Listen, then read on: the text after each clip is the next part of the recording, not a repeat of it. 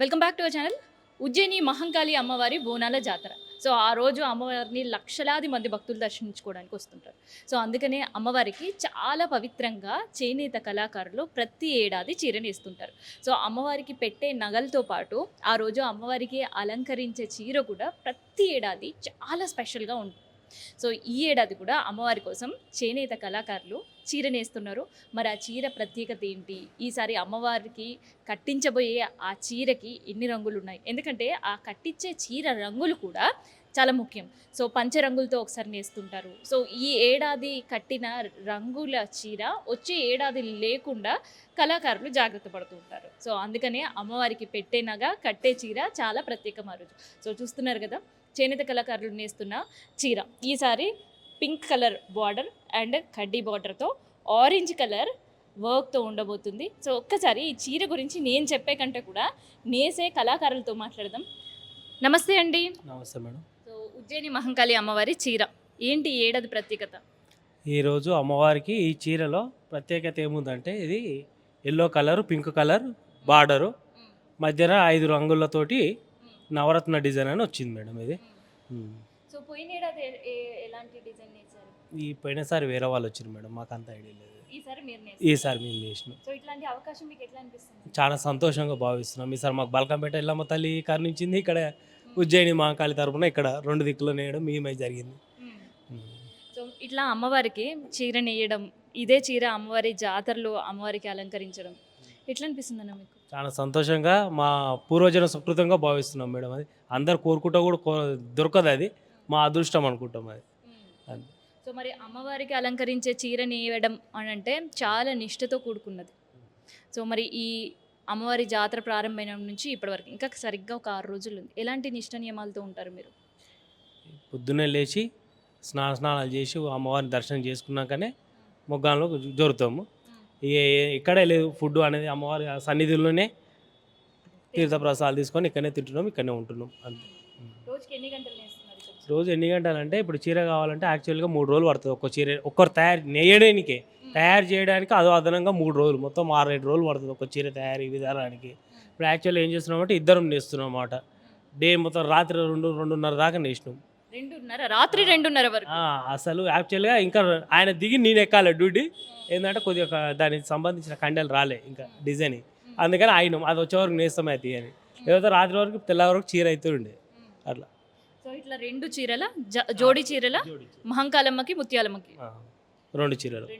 So రెండో చీర ఎట్లా ఉండబోతుంది? సేమ్ ఇదే కలర్ వస్తుంది, 2 సేమ్ ఉన్నాయి, సేమ్ ఇదే డిజైన్ ఇదే కలర్ సేమ్. సో మరి ఇక్కడ మీరు నేస్తున్నారు అంటే స్వతహాగా మీరు అమ్మవారికి సమర్పిస్తున్నారు, లేదంటే ఆలయం నుంచి నేపిస్తున్నారు? ఇది ఆలయం కాదు, మాకు జయరాజ్ అని ఉన్నాడు, వాళ్ళ ట్రస్ట్ నుంచి మాకు మా సేట్ ఉంటాడు, ఆయన తరపున మేము వచ్చినాం. ఇవి మీ చీరలు నేసి ఆ జయరాజ్కు చెప్తామండి, వాళ్ళే చూసుకుంటారు, వాళ్ళ. సో ఇట్లాంటి డిజైన్స్ బయట దొరుకుతాయి అన్న, లేదంటే అమ్మవారి కోసం ఇట్లా ప్రత్యేకంగా నేస్తున్నారు? దొరుకుతాయి, ఆల్రెడీ దొరుకుతాయి, ఇవే సేమ్ డిజైన్లు దొరుకుతాయి, కలర్స్ కూడా దొరుకుతాయి. కానీ ఇది యాక్చువల్గా ఇప్పుడు ఈ రెడ్, ఎల్లో అనేది ఈ అమ్మవారికి ఇష్టమైన కలర్స్ కాబట్టి ఇవి పెట్టడం జరిగింది, పసుపు కుంకుమ లాగా. ఓకే. సో బయట కూడా ఇప్పుడు మేమైతే ఇది నేయంగా చూస్తున్నాం, లేనప్పుడు ఏం చేస్తుంటారు మీరు? ఇదే కార్యక్రమం ఇంట్లో కూడా? ఇదే కార్యక్రమం, మా డైలీ ఇదే, మా వర్కే ఇది. మాకు దీంట్లో 30 సంవత్సరాల అనుభవం ఉంది చేనేత వృత్తిలో. 30 సంవత్సరాల సంది ఇదే చేనేత వృత్తి మాది. సో 30 సంవత్సరాలకి ఇప్పటికి సిల్క్ రేట్లు ఎట్లా ఉన్నాయి? చాలా టూ మచ్ మేడం. అప్పుడు మాకు కూలీ నేస్తారు 2,000-3,000 కూలి ఉండే, ఇప్పుడు నేస్తే ఒక చీర నేస్తే 2,000 కూలి దాకా వస్తుంది ఒక చీరకు. వారపులో 7 చీరలు ఉంటాయి, 14,000-15,000 వస్తుంది, ఇంచుమించు నెల రోజులు పడుతుంది. నేయడానికి నెల రోజులు పడుతుంది. అదనంగా దానికి బాధ్యతలు కండలు తిప్పడం ఆడవాళ్ళు చేయడం వల్ల పని నడుస్తుంది. మాకు తక్కువే పడుతుంది, ఎక్కువేం పడదు. రోజుకు 500 లెక్క కూలి అంతే, మా వృత్తి అంతే. అది 2-3 చేస్తేనే మాకు గిట్టుబాటు, లేదు కష్టం. అది వాళ్ళు తయారు చేసినా కానీ మేము నేయడం చీర నేస్తేనే మాకు ఆ కూలి గిట్టుబాటు అవుతుంది. ఎందుకట్లా అంటే బయట చేనేత చీరలు చూస్తుంటేమో వేలల్లో ఉంటాయి, కానీ చేనేత కళాకారుల వాళ్ళకి చూస్తుంటే ఆ చీరల కనీసం ఒక పావుల వంతు కూడా ఆదాయం రాదు. ఈ ముడి సరుకులు ఉన్నాయి కదా మేడం, మనకు బెంగళూరు నుంచి దిగుమతి అవుతుంది. ఇది చాలా కాస్ట్ చాలా పెరిగింది ఈసారి పట్టు. ఈ పట్టు ధరలు పెరగడం వల్ల కూడా చీర ధర పెరగడం, ఇక మాకు కూడా కూలి గిట్టుబాటు కాకపోవడం జరుగుతుంది అనుకోవాలి. ఇదే చీర బయట తీసుకోవాలంటే ఎంత పడుతుంది కాస్ట్? ఇంచుమించు 15 నుంచి 20 వేల దాకా పడుతుంది. పడుతుంది. ఉమ్. సో ఎన్ని రోజులు పడుతుంది అక్కడ వాళ్ళు నెయ్యాలంటే ఇంట్లో? ఎక్కడైనా 3 రోజులు చీర నేయడానికి, తయారు చేయడానికి 6 రోజుల విధానము, చీర మేము నేయడానికి 3 రోజులు, 9 రోజులు పడుతుంది. 6 రోజులు మినిమం 7 రోజులు.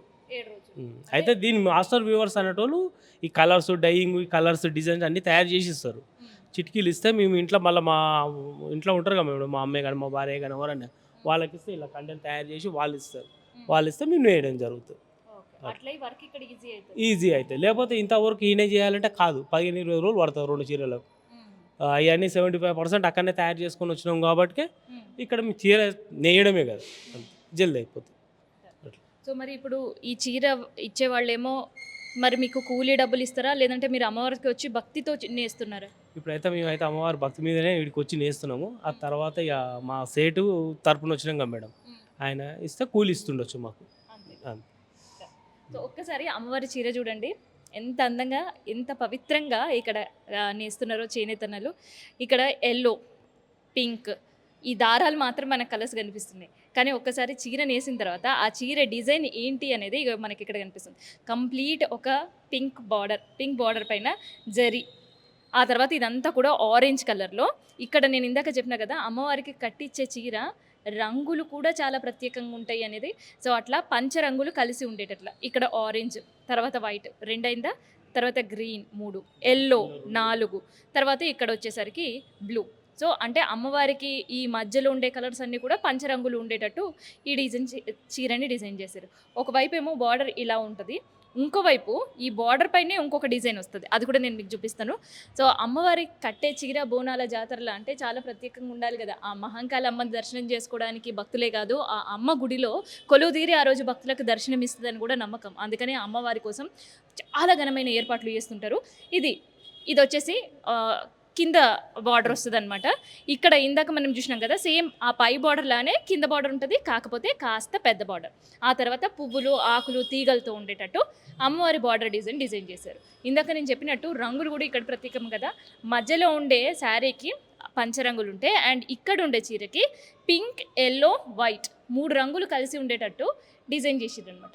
సో ఇదంతా కూడా చేనేతన్న కష్టం అమ్మవారికి ఆ రోజు కట్టించడానికి.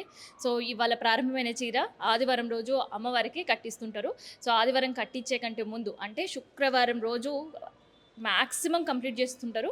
శుక్రవారం లేదా శనివారం అమ్మవారి ఆలయంలో ఈ చీరలు హ్యాండ్ ఓవర్ చేస్తుంటారు. అయితే ఈ చీర ఏదైతే నేస్తున్నారో వాళ్ళ కష్టం కావచ్చు, అండ్ ఈ యాన్కి సంబంధించి కావచ్చు, అండ్ ఈ ఏదైతే పెట్టిరో వీళ్ళు సెటప్ అంతా కూడా, దీనికి ఎండోమెంట్స్ కావచ్చు, ఆలయం వాళ్ళ నుంచి ₹1 నిధులు కూడా ఇవ్వరు. కేవలం అమ్మవారి భక్తితో అండ్ సొంతగా ఎవరైనా అమ్మవారికి చీర కట్టించాలనే ఆలోచన ఉంటుంది. సో వాళ్ళు మాత్రమే వేసుకొని అమ్మవారికి ఇలా చీరని వేపిస్తూ ఉంటారు అనమాట. సో ఇది అమ్మవారి చీరకు సంబంధించిన ప్రత్యేకత.